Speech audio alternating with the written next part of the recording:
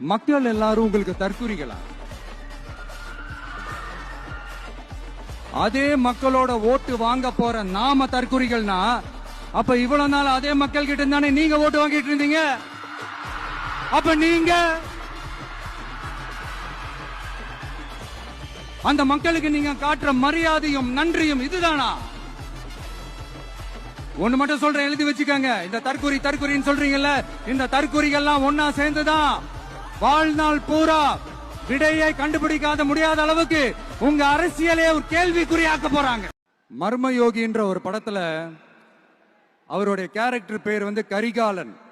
அதுல ஒரு super dialogue ஒன்னு சொல்லியிருப்பாரு.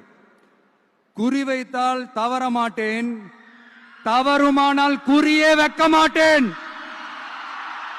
ஏண்டா இந்த விஜய தொட்டோம்?